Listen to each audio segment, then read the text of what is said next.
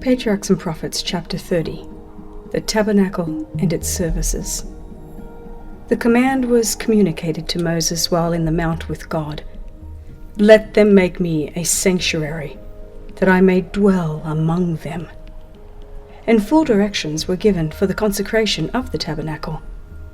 By their apostasy, the Israelites forfeited the blessing of the divine presence, and for the time rendered impossible the erection of a sanctuary for God among them. But after they were again taken into favor with heaven, the great leader proceeded to execute the divine command. Chosen men were especially endowed by God with skill and wisdom for the construction of the sacred building. God himself gave to Moses the plan of that structure, with particular directions as to its size and form, the materials to be employed, and every article of furniture which it was to contain. The holy places made with hands were to be figures of the true, patterns of things in the heavens.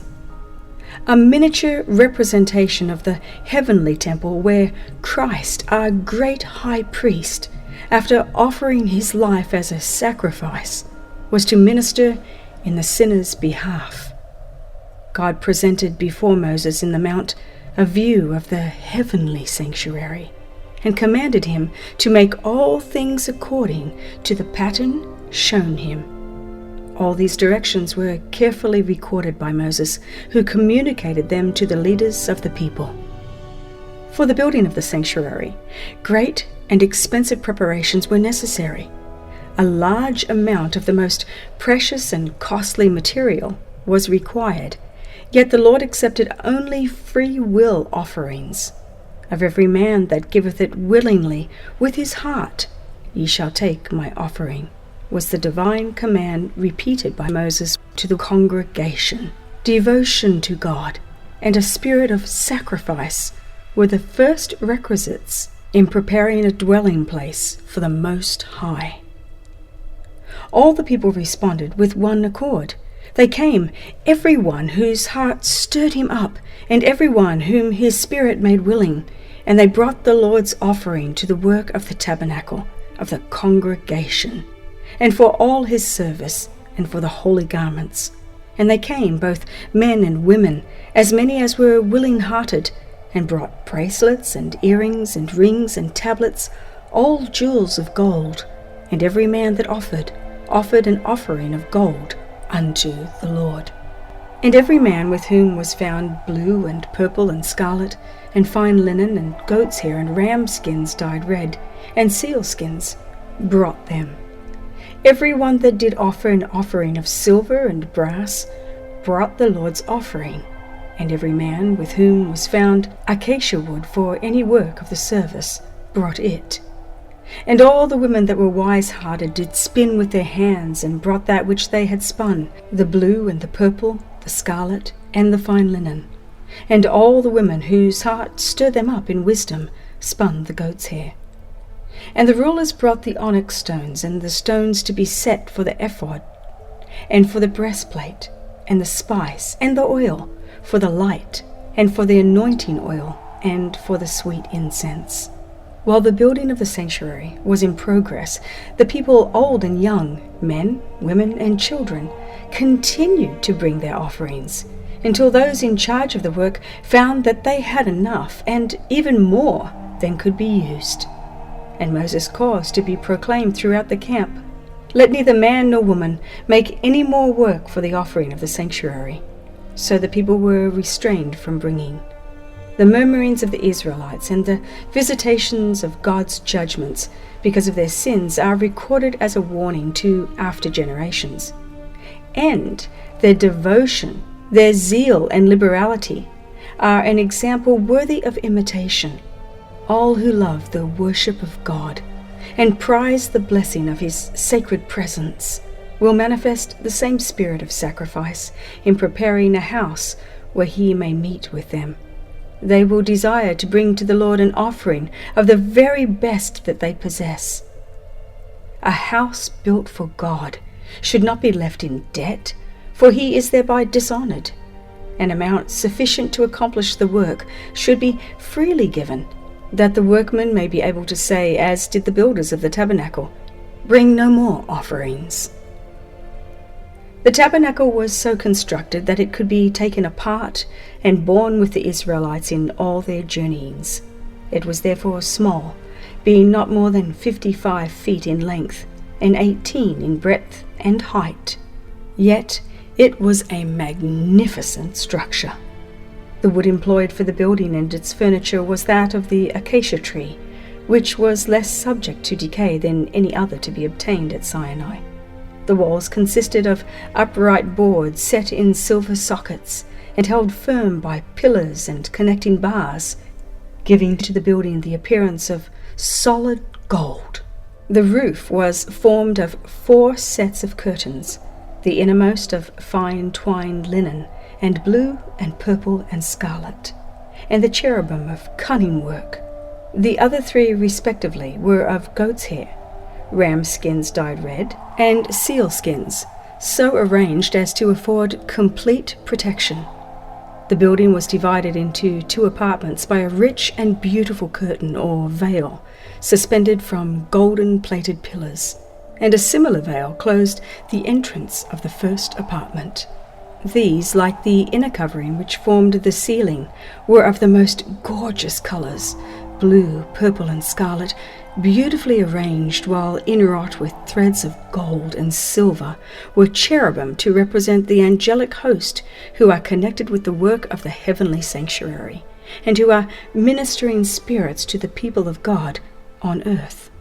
The sacred tent was enclosed in an open space called the court, which was surrounded by hangings or screens of fine linen, suspended from pillars of brass. The entrance to this enclosure was at the eastern end. It was closed by curtains of costly material and beautiful workmanship, though inferior to those of the sanctuary. The hangings of the court being only about half as high as the walls of the tabernacle, the building could be plainly seen by the people without. In the court and nearest the entrance stood the brazen altar of burnt offering. Upon this altar were consumed all the sacrifices made by fire unto the Lord, and its horns were sprinkled with the atoning blood. Between the altar and the door of the tabernacle was the laver, which was also of brass, made from the mirrors that had been the freewill offering of the women of Israel. At the laver the priests were to wash their hands and their feet whenever they went into the sacred apartments or approached the altar to offer a burnt offering unto the Lord. In the first apartment, or holy place, were the table of showbread, the candlestick or lampstand, and the altar of incense. The table of showbread stood on the north. With its ornamental crown, it was overlaid with pure gold. On this table the priests were each Sabbath to place 12 cakes arranged in 2 piles and sprinkled with frankincense. The loaves that were removed, being accounted holy, were to be eaten by the priests. On the south was the 7-branched candlestick, with its 7 lamps. Its branches were ornamented with exquisitely wrought flowers, resembling lilies, and the whole was made from one solid piece of gold. There being no windows in the tabernacle, the lamps were never all extinguished at one time, but shed their light by day and by night. Just before the veil separating the holy place from the most holy, and the immediate presence of God, stood the golden altar of incense. Upon this altar the priest was to burn incense every morning and evening. Its horns were touched with the blood of the sin offering, and it was sprinkled with blood upon the great day of atonement. The fire upon this altar was kindled by God Himself, and was sacredly cherished. Day and night the holy incense diffused its fragrance throughout the sacred apartments, and without, far around the tabernacle. Beyond the inner veil was the Holy of Holies, where centered the symbolic service of atonement and intercession, and which formed the connecting link between heaven and earth. In this apartment was the ark, a chest of acacia wood, overlaid within and without with gold, and having a crown of gold about the top. It was made as a depository for the tables of stone upon which God himself had inscribed the 10 Commandments. Hence it was called the Ark of God's Testament, or the Ark of the Covenant, since the 10 Commandments were the basis of the covenant made between God and Israel. The cover of the sacred chest was called the mercy seat.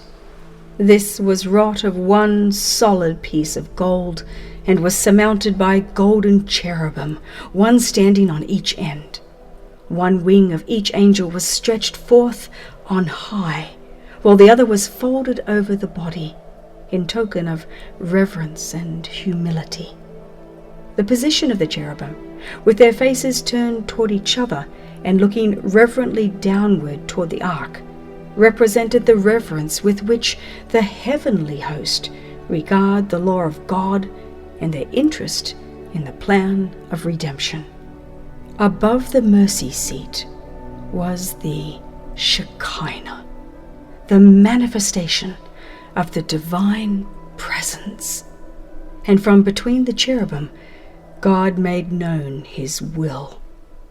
Divine messages were sometimes communicated to the high priest by a voice from the cloud. Sometimes a light fell upon the angel at the right to signify approval or acceptance, or a shadow or cloud rested upon the one on the left to reveal disapproval or rejection. The law of God enshrined within the ark was the great rule of righteousness and judgment. That law pronounced death upon the transgressor, but above the law was the mercy seat, upon which the presence of God was revealed, and from which, by virtue of the atonement, pardon was granted to the repentant sinner.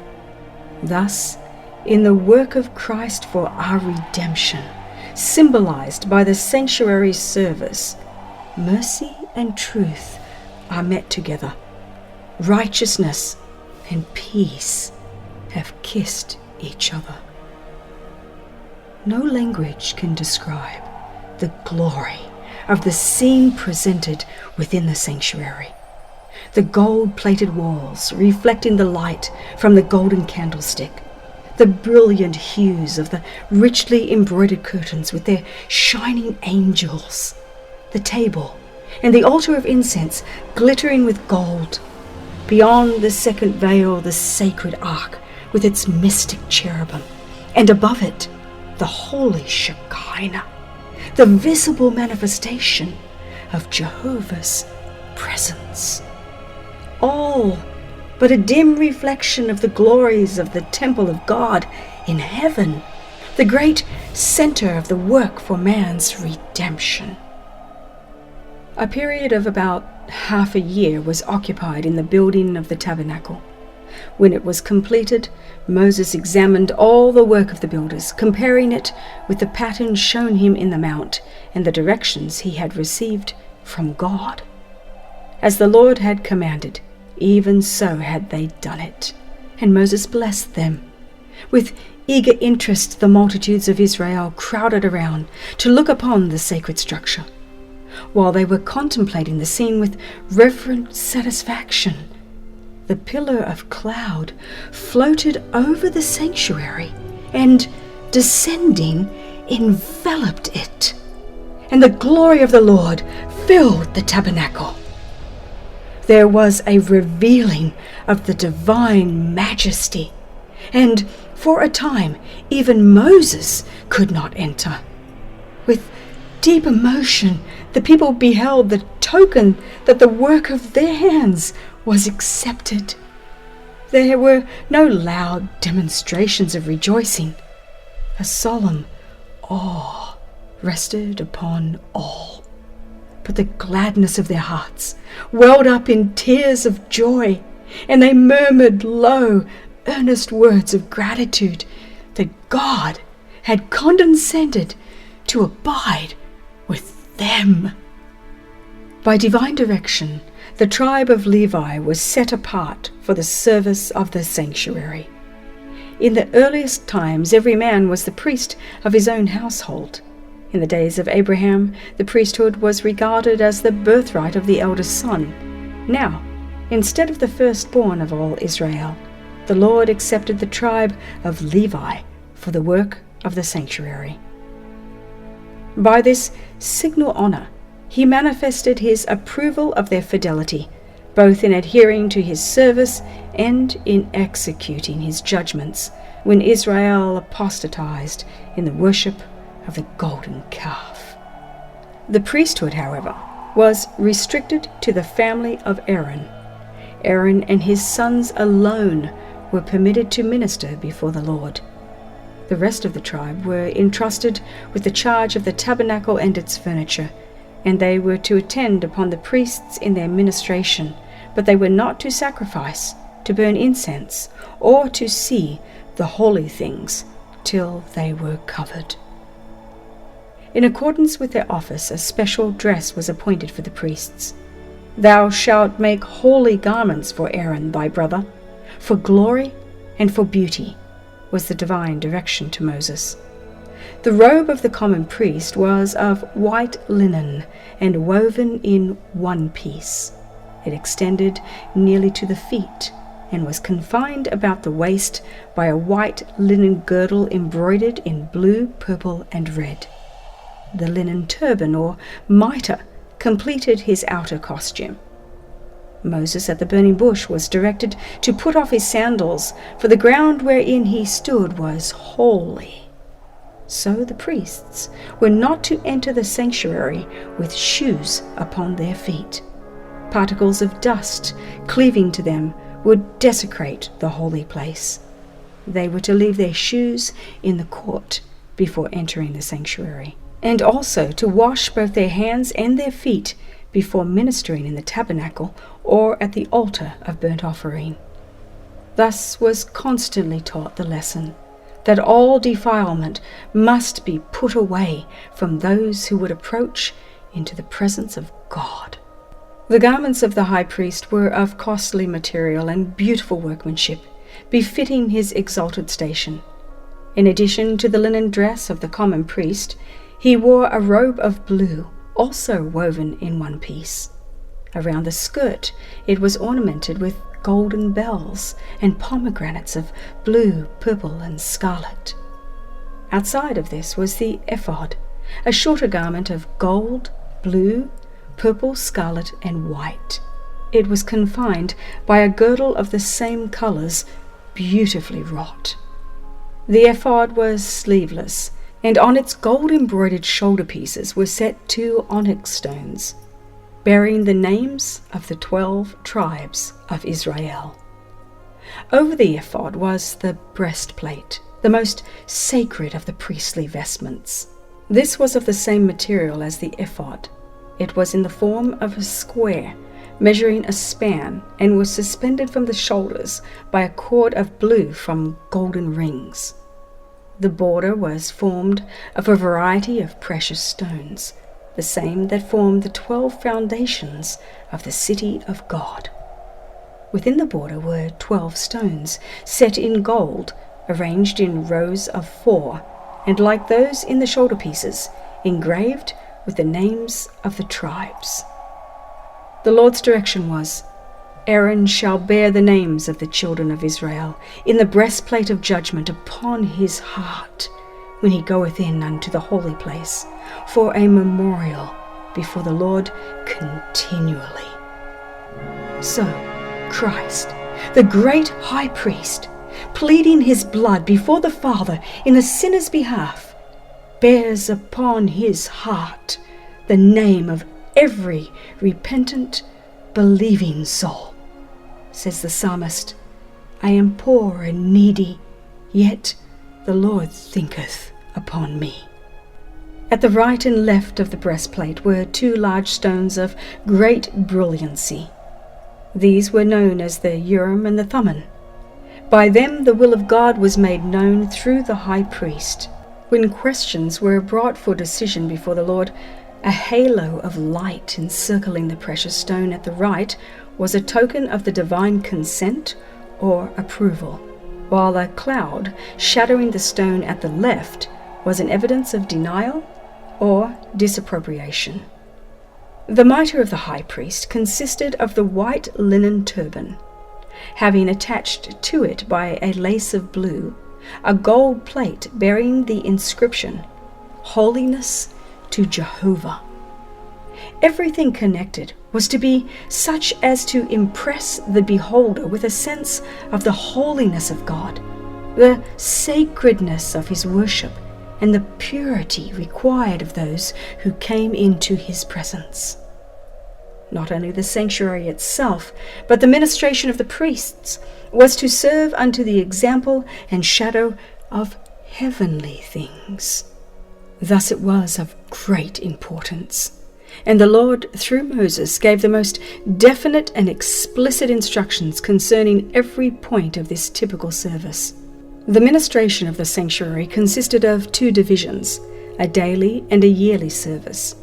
The daily service was performed at the altar of burnt offering in the court of the tabernacle and in the holy place, while the yearly service was in the most holy. No mortal eye, but that of the high priest, was to look upon the inner apartment of the sanctuary. Only once a year could the priest enter there, and that after the most careful and solemn preparation. With trembling he went in before God, and the people in reverent silence awaited his return, their hearts uplifted in earnest prayer for the divine blessing. Before the mercy seat, the high priest made the atonement for Israel, and in the cloud of glory God met with him. His stay here beyond the accustomed time filled them with fear, lest because of their sins or his own he had been slain by the glory of the Lord. The daily service consisted of the morning and evening burnt offering, the offering of sweet incense on the golden altar, and the special offerings for individual sins. And there were also offerings for Sabbaths, new moons, and special feasts. Every morning and evening a lamb of a year old was burned upon the altar, with its appropriate meat offering, thus symbolizing the daily consecration of the nation to Jehovah and their constant dependence upon the atoning blood of Christ. God expressly directed that every offering presented for the service of the sanctuary should be without blemish. The priests were to examine all animals brought as a sacrifice, and were to reject every one in which a defect was discovered. Only an offering without blemish could be a symbol of his perfect purity, who was to offer himself as a lamb without blemish and without spot. The Apostle Paul points to these sacrifices as an illustration of what the followers of Christ are to become. He says, "I beseech you therefore, brethren, by the mercies of God, that ye present your bodies a living sacrifice, holy, acceptable unto God, which is your reasonable service." We are to give ourselves to the service of God, and we should seek to make the offering as nearly perfect as possible. God will not be pleased with anything less than the best we can offer. Those who love him with all the heart will desire to give him the best service of the life, and they will be constantly seeking to bring every power of their being into harmony with the laws that will promote their ability to do his will. In the offering of the incense, the priest was brought more directly into the presence of God than in any other act of the daily ministration. As the inner veil of the sanctuary did not extend to the top of the building, the glory of God, which was manifested above the mercy seat, was partially visible from the first apartment. When the priest offered incense before the Lord, he looked toward the ark, and as the cloud of incense arose, the divine glory descended upon the mercy seat and filled the most holy place, and often so filled both apartments that the priest was obliged to retire to the door of the tabernacle. As in that typical service, the priest looked by faith to the mercy seat, which he could not see.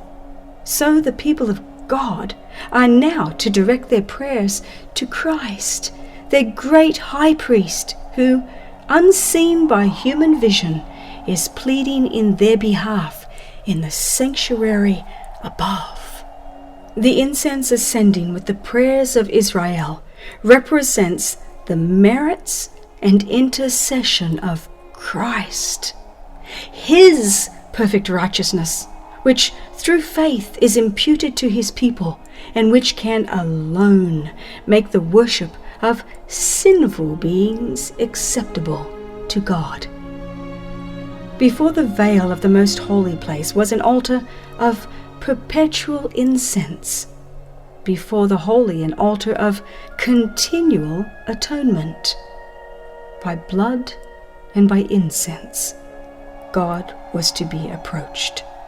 Symbols pointing to the great mediator, through whom sinners may approach Jehovah, and through whom alone mercy and salvation can be granted to the repentant, believing soul.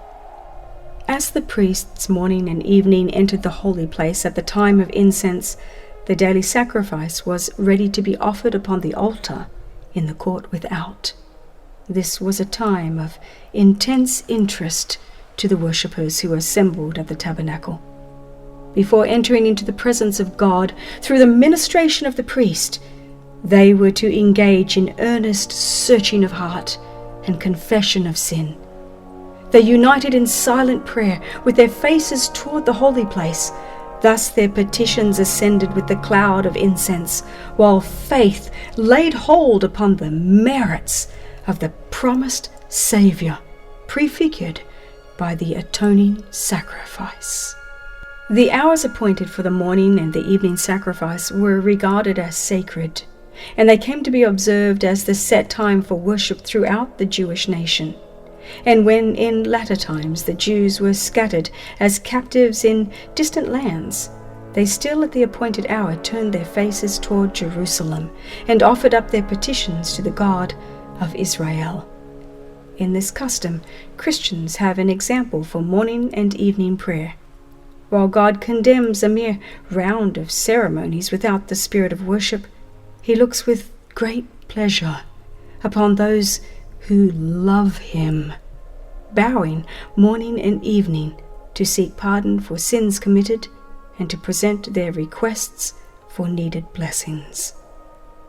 The showbread was kept ever before the Lord as a perpetual offering. Thus it was a part of the daily sacrifice. It was called showbread, or bread of the presence, because it was ever before the face of the Lord. It was an acknowledgement of man's dependence upon God for both temporal and spiritual food, and that it is received only through the mediation of Christ. God had fed Israel in the wilderness with bread from heaven, and they were still dependent upon his bounty, both for temporal food and spiritual blessings. Both the manna and the showbread pointed to Christ, the living bread, who is ever in the presence of God for us.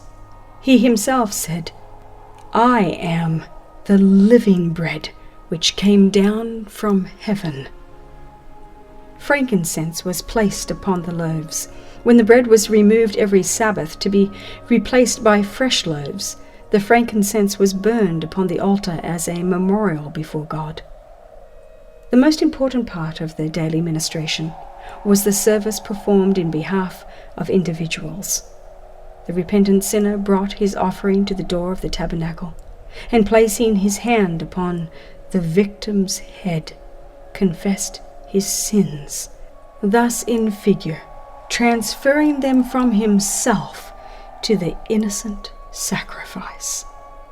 By his own hand the animal was then slain, and the blood was carried by the priest into the holy place and sprinkled before the veil, behind which was the ark containing the law that the sinner had transgressed.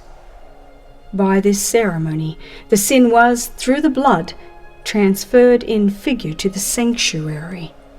In some cases, the blood was not taken into the holy place, but the flesh was then to be eaten by the priest, as Moses directed the sons of Aaron, saying, God hath given it to you to bear the iniquity of the congregation.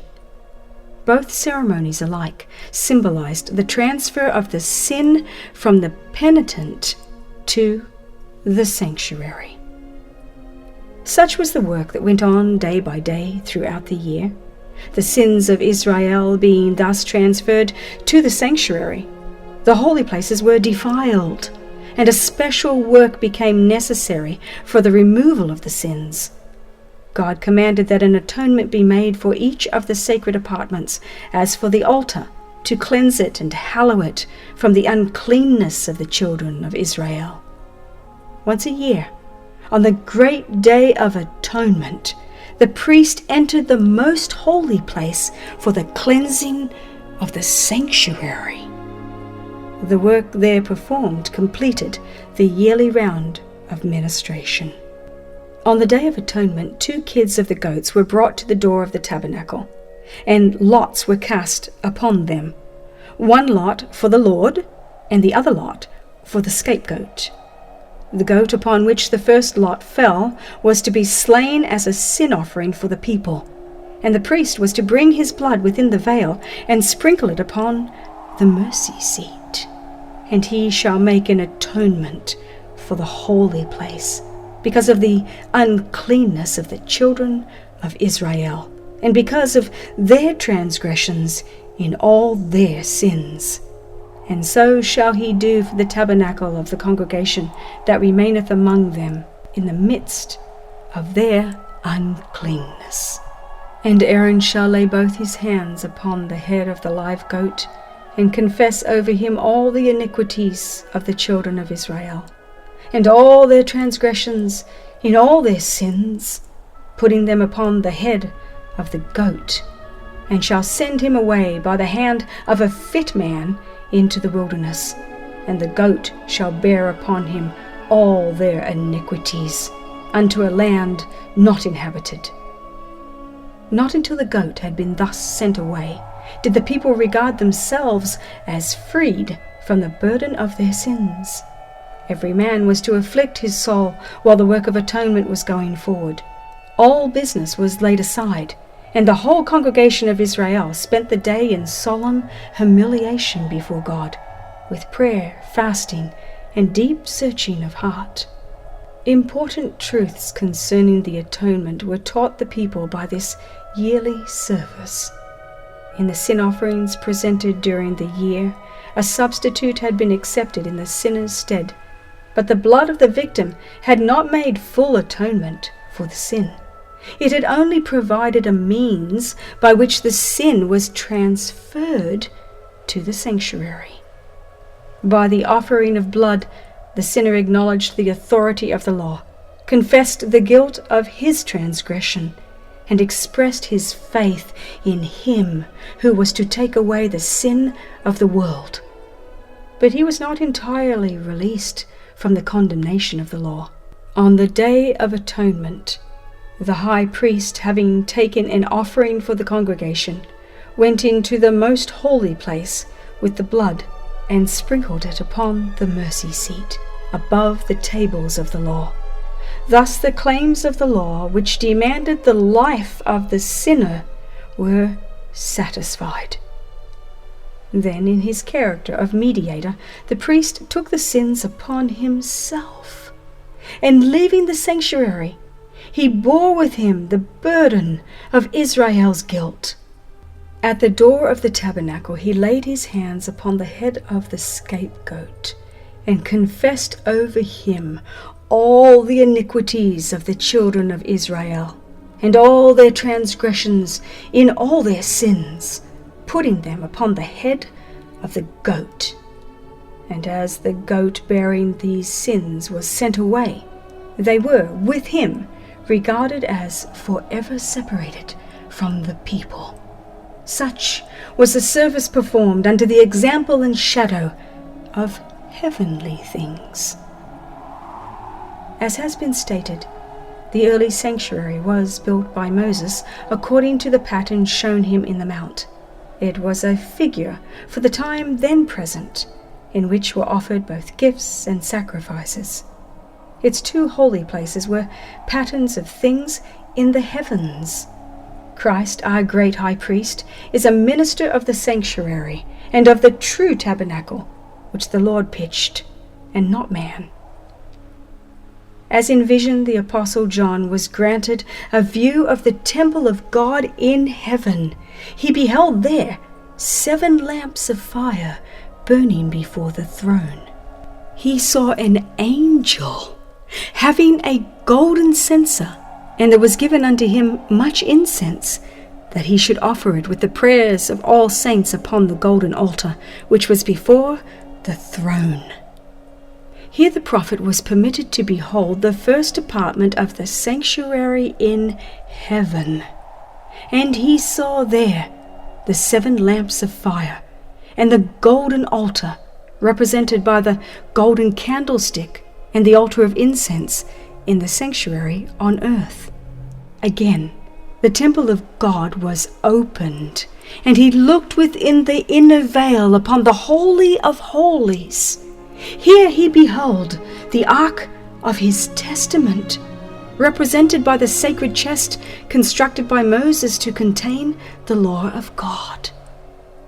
Moses made the earthly sanctuary according to the fashion that he had seen. Paul declares that the tabernacle and all the vessels of the ministry, when completed, were the patterns of things in the heavens. And John says that he saw the sanctuary in heaven. That sanctuary in which Jesus ministers in our behalf is the great original, of which the sanctuary built by Moses was a copy. The heavenly temple, the abiding place of the King of Kings, where thousands minister unto him, and 10,000 times 10,000 stood before him. That temple filled with the glory of the eternal throne, where seraphim, its shining guardians, veil their faces in adoration. No earthly structure could represent its vastness and its glory. Yet important truths concerning the heavenly sanctuary and the great work there carried forward for man's redemption were to be taught by the earthly sanctuary and its services. After his ascension, our Saviour was to begin his work as our high priest. Says Paul, Christ is not entered into the holy places made with hands, which are the figures of the true, but into heaven itself, now to appear in the presence of God for us. As Christ's ministration was to consist of 2 great divisions, each occupying a period of time and having a distinctive place in the heavenly sanctuary, so the typical ministration consisted of 2 divisions, the daily and the yearly service, and to each a department of the tabernacle was devoted. As Christ at his ascension appeared in the presence of God to plead his blood in behalf of the penitent believers, so the priests in the daily ministration sprinkled the blood of the sacrifice in the holy place in the sinner's behalf. The blood of Christ, while it was to release the repentant sinner from the condemnation of the law, was not to cancel the sin.